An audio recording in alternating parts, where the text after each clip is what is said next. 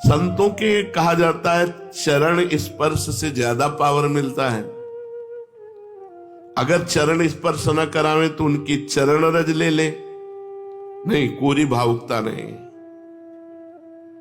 संतों के शरीर से भागवतिक परमाणु निकलते हैं, क्योंकि हर समय भजन में रहते हैं। तो हाथों की अंगुलियों के पूर्वों में आगे और चरण तलवे में और चरण के अंगूठे अंगुलियों में, यहां से विशेष ऊर्जा शक्ति निकलती है उनकी भजन की। इसीलिए विद्युत परमाणु जैसा काम करती चरण रज, बिजली जैसा काम, क्योंकि तलवे में और चरण के अंगूठे में वो स्पर्श हुई चरण रज विशेष। पैर छूने से लाखों गुना लाभ चरण रज से मिलेगा। उनकी चरण का चिन्ह बना, चल रहे हैं आगे, कहीं ऐसा सौभाग्य हो कि पानी है मजा के गए, चरणामृत सीधे मिल रहा। चरणामृत अपने तो बहुत सौभाग्य कई बार ऐसे मिले हैं। पैर के अंगूठे में सबसे ज्यादा परमाणु होते हैं संतों के। अतः जहां जहां संतों के चरण स्पर्श होते हैं वहां वहां की रज पूरे शरीर के विद्युत को उस रज में, उनके शरीर में जो ऊर्जा शक्ति भजन की वो उस रज में, इसलिए उस रज का। और यहाँ वृंदावन की रज तो महारानी जी की चरण रज है। सद्यो वसीकरण चूर्ण मनंत शक्तिम तम राधिका चरण रेणु मनुष्य मरामी। रोज चरण वंदना वृंदावन की करके और रज लगावे, बहुत लाभ प्राप्त होगा। जो रोज रज का सेवन करता है उसके अंदर भागवतिक परमाणुओं का समावेश हो जाता है और वो परम पवित्र हो जाता है। ऐसा कोई तीर्थ से भी पवित्रता नहीं मिलेगी जैसा भक्तों की चरण रज से। भगवत दर्शन का सर्वोत्तम उपाय क्या है? भगवान के दर्शन करने का सर्वोत्तम उपाय क्या है? भगवत दर्शन का सरल और सर्वोत्तम उपाय दिन रात उनके नाम का जप करो और एकांत में रो, भगवान मिल जाओ।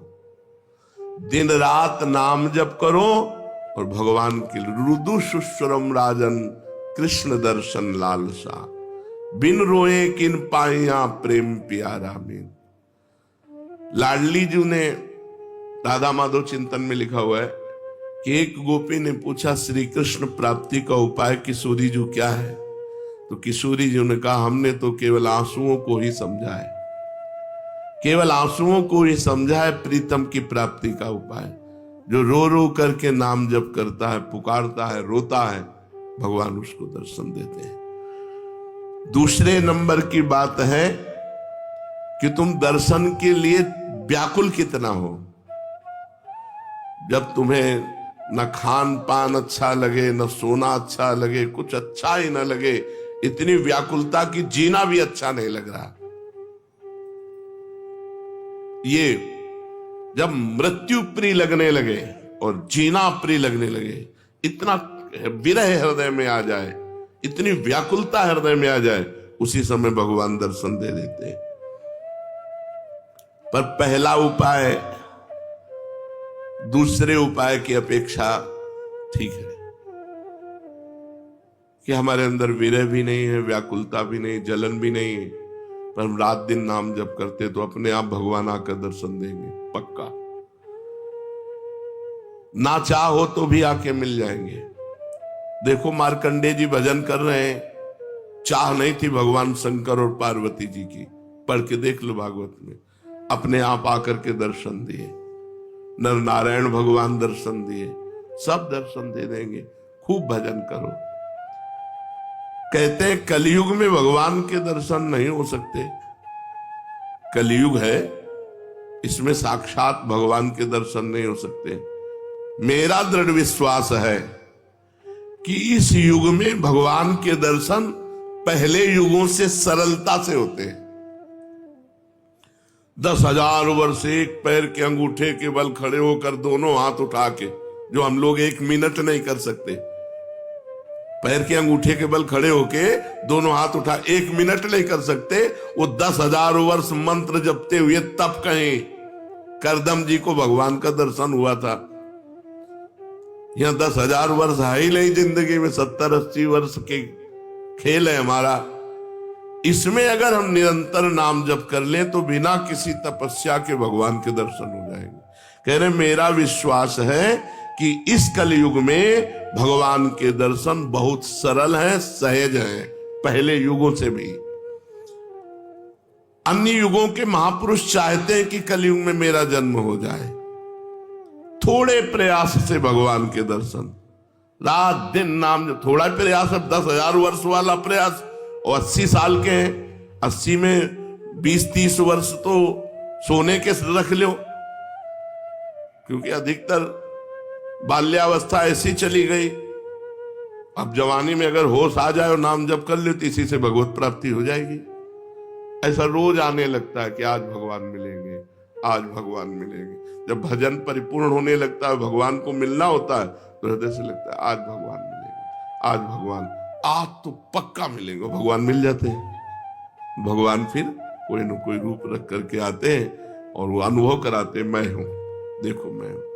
अपने को तो अन्य रूपों की बात क्या, साक्षात रूप में भगवान शंकर काशी के घाटों में आए, पर ये बस था भूख प्यास सहते हुए, आज भगवान मिलेंगे, आज भगवान मिलेंगे, आज पक्का मिलेंगे। दोपहर की तपती हुई भूमि, जो पूरे घाटों में कोई व्यक्ति न दिखाई दे, नंगे पैर, हाथ में त्रिशूल लिए हुए, जटाओं का, अरे दौड़ पड़े, साष्टांग दंडवत। अब उस आनंद का क्या वर्णन, बस उन्होंने भी 1 उंगली उठाई थी, बस हमने सत्संग में पीछे भी बताया, 1 उंगली उठाई थी, बोले कुछ नहीं थे। वो एक है, बस एक है, अनेक कोई नहीं, अन्य कोई नहीं। जो किसी की निंदा करता है वो अभी अज्ञानी है, अन्य की निंदा नहीं। यहाँ तो पापी की भी निंदा नहीं की गई है। ये क्रूरापि पापिनो न च सताम संभाष्य दृश्यास्य सर्वान वस्तुतया निरीक्ष परम स्वाराध्य बुद्धिर्मम। मेरा दृढ़ विश्वास है कलयुग में थोड़े ही भजन से भगवान का साक्षात्कार हो जाता है, क्योंकि अल्पायु है हम लोगों की। भगवान के दर्शन कैसे होते हैं, कैसे कैसे कैसे भगवान के दर्शन होते हैं? जप से, तप से, बड़ी बड़ी साधनाओं से भगवान के दर्शन नहीं होते। कैसे होते? भगवान मेरे हैं और अब बस मुझे मिलना है, मुझे प्रियाजू से मिलना है, मुझे प्रभु से मिलना है, बस बहुत सरलता की बात है। भगवान मेरे हैं। जितना माँ से प्यार है, जितना बहन से प्यार है, जितना शरीर से प्यार है, जितना पुत्र से प्यार है, उतना भगवान से प्यार हो जाए, भगवान मिल जाएंगे। उनको तो थोड़ा भी प्यार दे दो तो मिल जाएंगे, पर थोड़ा भी प्यार नहीं है, कैसे भगवान मिले? कौन भगवान से मिलना चाहता है? किसको व्याकुलता हुई? कौन रात भर जगा भगवान से मिलने के लिए? कौन कई दिन भूखा रहा भगवान से मिलने के लिए? ये बातें हैं। सबकी ममता ताग बटोरी, मम पद मन ही बांध बर डोरी। अब प्रभु के सिवा मेरा कोई नहीं, मेरे तो गिरधर गोपाल, दूसरों न कोई। हृदय व्याकुल है प्रभु के मिलने। वो इतनी तक तो पहुंचना ही नहीं पड़ता, इसके पहले ही वो हृदय और मानस में छाने लगते हैं, फिर साक्षात्कार तो अपने आप हो जाता। इतना नहीं पहुंचना पड़ता, मारो नहीं, सहज सरल आनंद, व्याकुलता आनंद भरी। और उतने में आप थोड़ा करके देखो, आपकी भावना में आते हैं कि नहीं प्रभु? अभी देखो आप जितना भजन करते हो उतनी भावना में आते हैं कि नहीं? देखो आप, तो वैसे आपकी भावना के सामने है। और जब गाढ़ भावना हो जाएगी तो ये आपसे बात करने लगेंगे। वो है, कोई कण ऐसा नहीं जाना हो। तो जब आप भावना कर रहे हैं तो आपकी भावना में जो झांकी आई, वो आए हैं प्रभु। वो केवल कोरी भावना नहीं है। क्या साधना करते करते साधन के बल से भगवान मिल सकते हैं? नहीं। कि आप खूब साधना कर रहे हो, साधना का आपको बल है, उससे भगवान मिल जाएंगे? नहीं, उसका फल मिलेगा आपको, तप लोक, महालोक, जन लोक, ब्रह्म लोक और भी, लेकिन भगवान नहीं मिलेंगे। भगवान का मिलने का एक ही उपाय है कि वो कृपा कर दे, वो कृपा कर दे। कोई साधक चाहे कि अपने तपोबल से, अपने साधना के बल से भगवान को बांध के सामने खींच के लाए, ऐसा कोई तपस्वी नहीं पैदा हुआ, ऐसा कोई साधक नहीं पैदा हुआ। कितना भी साधन किया जाए, कितना भी योग किया जाए, परंतु भगवान के दर्शन सिर्फ भगवान की कृपा से होते हैं।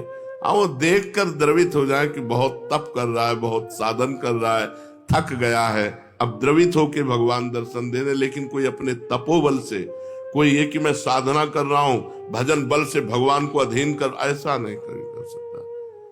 वो जब भजन करते हुए दैन्य भाव, तो भगवान द्रवित हो गए और वो दर्शन दे दिए। क्या जैसे हम दो मित्र मिलते हैं ऐसे भगवान से मिलकर वार्तालाप कर सकते हैं? हाँ, अवश्य। यदि आपके अंदर भगवान से प्रेम उदय हो चुका है, तो भगवान आपसे दो मित्रों की तरह एकांत में मिलकर परस्पर वार्तालाप कर सकते हैं। बिल्कुल इच्छा जगाओ, मिलने की इच्छा जगाओ। जब एकांत में भक्त और भगवान बातें कर रहे हैं, तो दूसरा देख सकता है, दूसरा सुन सकता है? नहीं। मान लो यहीं बैठकर भगवान से बातचीत हो रही हो, तो जैसे नारायण स्वामी थे, अरे भाग तो भाग, कितना भागेगा, और कपड़ा समेट के पीछे भागते, तो लोग देखते कोई नहीं सामने, तो बाबा पागल हो गया।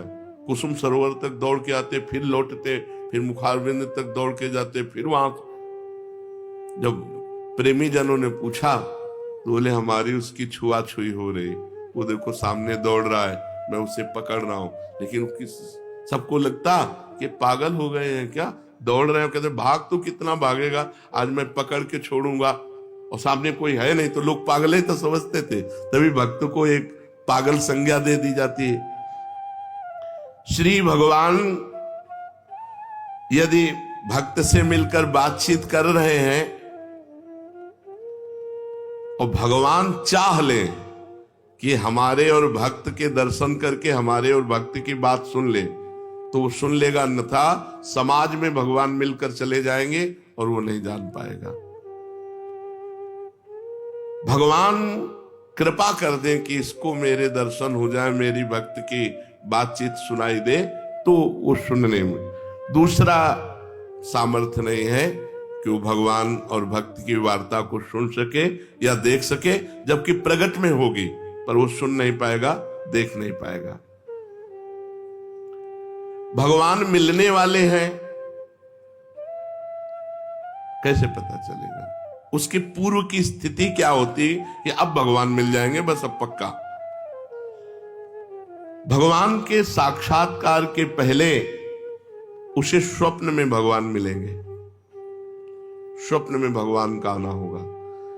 फिर वो बैठे बैठे दिव्य प्रकाश उसके झलकने लगेगा, वो प्रकाश में भगवान की झांकी करेगा, जिसको साक्षात्कार होना, साक्षात स्वप्न में भगवान के दर्शन होना। ऐसे नहीं कि कोई फोटो के दर्शन होना, स्वप्न में ऐसा कि हम देख रहे हैं, बातचीत कर रहे हैं भगवान से। जागृत में बैठे बैठे दिव्य प्रकाश, उसी में भगवान दिखाई दे रहे हैं, वो भगवान से बातचीत कर रहा है, ये पहले स्थिति होगी। फिर साक्षात भगवान प्रकट होकर उसे दर्शन देंगे। प्रकाश के अगर दर्शन नहीं हुए तो भगवत दर्शन का भी अधिकारी नहीं। स्वप्न दर्शन के बाद भी दिव्य प्रकाश उसके नेत्रों के सामने छाया रहे, हर समय ललित त्रिभंगी मूर्ति सामने विराजमान है। भगवान की दिव्यता को सहन करने के लिए वो प्रकाश दर्शन आवश्यक है, इसलिए पहले भगवान प्रकाश दर्शन देते हैं। स्वप्न दर्शन, स्वप्न दर्शन ऐसा नहीं कि कोई चित्रपट के दर्शन किए या तीर्थ स्थान के दर्शन किए या कोई श्री विग्रह के आप मान लिए भगवत दर्शन, नहीं, साक्षात जैसा, जागृत जैसा स्वप्न में दर्शन। फिर जागृत अवस्था में प्रकाश, दिव्य तेजो पुंज में भगवान का भाव, क्योंकि भगवान के दर्शन की दिव्यता को सहने की सामर्थ्य आनी चाहिए, नहीं तो वो तेज सहन नहीं कर पाएगा। उसको ऐसा धक्का लगेगा कि एक साथ जैसे बड़ा पावर बिजली का करंट, तो मर जाएगा। ऐसे एक साथ धक्का लगेगा, उसके हृदय में झेल नहीं पाएगा। इसलिए पहले स्वप्न दर्शन, फिर भावना, फिर दिव्य प्रकाश, फिर साक्षात दर्शन। साक्षात दर्शन ऐसे भगवान के ऐसे कोई जिसको समझाने के लिए बिजली का भारी करंट मार दिया जाए, झटके में वो बस ऐसे। भगवान अनंत सामर्थ्यशाली। कहते हैं तुम घर सजाओ भगवान आएंगे। हाँ, तो मन का घर, ये बाहर वाला घर सजाने से ले, बाहर आप खूब सजा दो लीप पोत के, तो भगवान यहां मन रूपी घर को, मन से संसार रूपी कूड़ा निकल जाए, दैवी संपदा आ जाए, मन मंदिर बना लो, मन सजा लो, मन के दुर्गुण हटा लो, मन को संसार से खाली कर दो, भगवान आ जाएंगे। मन रूपी घर को सजाना। क्या भगवत प्राप्ति प्रारब्ध में लिखी है कि तुम्हें जाओ इस जन्म में भगवत प्राप्ति हो जाएगी? नहीं। भगवान का भजन संत समागम के द्वारा प्रारंभ होता है और भजन के द्वारा हमारा भाग्य नया निर्माण होता है भगवत प्राप्ति का। वो पूर्व जन्म से नहीं होता कि अगला जन्म तुम्हें भगवत प्राप्ति हो जाएगी, वो भजन से होता है। क्या प्रारब्ध बाधा पहुंचा सकता है? इच्छा प्रबल हो, भजन कस के हो, भगवान की अनन्यता हो, तो प्रारब्ध बाधा नहीं पहुंचा सकता, नहीं पहुंचा देगा। प्रारब्ध बहुत बुरा होता है। जिसे मान लो दोनों किडनी फेल, डायलिसिस, बड़ी समस्या, बड़ा परेशान, पर भगवान की कृपा से चल रहा है, साधन भी चल रहा है जो भगवान चला रहे हैं। जैसे अगर बताओ प्रारंभ में ही हो जाता, मान लो भजन शुरू किया, प्रारंभ हो गया, मार दिया ना प्रारब्ध ने, तो प्रारब्ध बाधा पहुंचा सकता है भगवत प्राप्ति में, यदि भगवान की अनन्यता न हो, भगवान की शरणागति न हो, भगवान का भजन न हो। भगवान की अप्राप्ति के संताप का क्या स्वरूप है? जिया ना जाए। भगवान के अमिलन में, भगवान के विछोह में एक एक निमेष युग के समान लगने लगे, ऐसा नहीं लगता। इसलिए भगवान नहीं मिलते। अभी खाना पीना अच्छा नहीं, खान पान ते भावे है, नहीं कोमल वसंत सुहावे, सब विषय लगे ते खारा है, हरि आशिक का मग्न आ रहा है। भगवान की लीलाओं में प्रवेश कब होता है? ये तो भगवत दर्शन की बात रही। भगवान की लीलाओं में कब प्रवेश होता है? जब भगवान की अखंड स्मृति जागृत हो जाती है, हर समय भगवान नाम चल रहा है और वो सर्वदा भगवान की लीलाओं का चिंतन करता रहता है।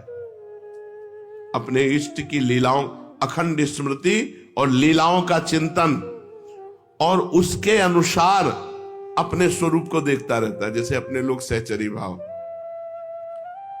भगवान सत्य हैं, सदा हैं, सर्वत्र हैं, इसलिए जैसी मन में वो लीला चिंतन करता है, जैसे ही भावना उसकी पुष्ट होती है, भगवान उसे अपने लीला का द्वार खोलते हैं कि अब तुम्हें कल्पना करने की जरूरत नहीं, भावना करने की जरूरत, आओ देखो ये लीला दर्शन करो। वो लीला में प्रवेश कर जाता है और प्रत्यक्ष की तरह सब लीला प्रसंगों में स्वयं सम्मिलित रहता है। जैसे हम ऐसे देख रहे हैं, ऐसे प्रत्यक्ष की तरह, भावना नहीं केवल, वो तब होता है अखंड स्मृति, लीलाओं का चिंतन और स्वरूप का बोध, अपने स्वरूप का बोध, सहचरी स्वरूप, गोपी स्वरूप, सखा स्वरूप। ये परम धाम क्या है? वैकुंठ लोक, गोलोक, साकेत, कैलाश, ये परम धाम है। एक है या अलग है? एक ही है और भावना के अनुसार अलग वैभव प्रकाशित हो जाएगा। धाम नित्य चिदानंद एक है। आपने भगवान शिव की उपासना की तो आपको पूरा कैलाश रूप में भगवान शिव परिकर सहित अनुभव कराएगा। राम जी की उपासना की तो वही धाम साकेत बनकर अनुभव कराएगा। श्याम जी की उपासना की, वही धाम गोलोक बनकर अनुभव कराएगा।